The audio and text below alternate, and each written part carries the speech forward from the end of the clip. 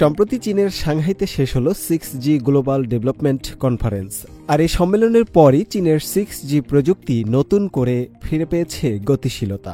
এরই মধ্যে চীনের 6G কতটা এগিয়েছে সে সম্পর্কে জানিয়েছে এ প্রযুক্তির প্রসারে গঠিত IMT 2030 নামের একটি গ্রুপ।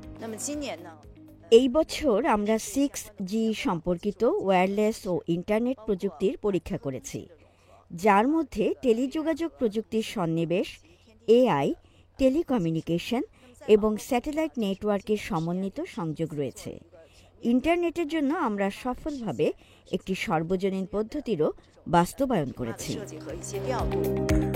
ওয়াংয়ের মতে আগামী বছরের মাঝামাঝি সময়ে চীনের 6G প্রযুক্তির মান নিয়ে গবেষণা শুরু হবে। তার মতে গবেষণার শেষে 2029 সালের মার্চের মধ্যেই চালু হবে 6G প্রযুক্তির প্রথম সংস্করণ।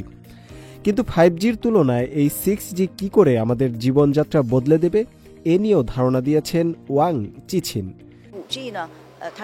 মানুষের মধ্যে এবং মানুষ ও বস্তুর মধ্যে সংযোগ সহজ করেছে 5G। 6G প্রযুক্তিতে মানুষের সঙ্গে বস্তুর যোগাযোগ আরও শক্তিশালী হবে। সেই সঙ্গে আসবে আরও কিছু নতুন প্রজন্মের বুদ্ধিমান প্রযুক্তি। ভবিষ্যতে আমরা কারখানার উৎপাদন প্রক্রিয়ায় আরও অনেক রোবট দেখব। সেই সঙ্গে গৃহস্থালির কাজ থেকে শুরু করে শিক্ষাক্ষেত্রেও দেখব নতুন কিছু ধরন।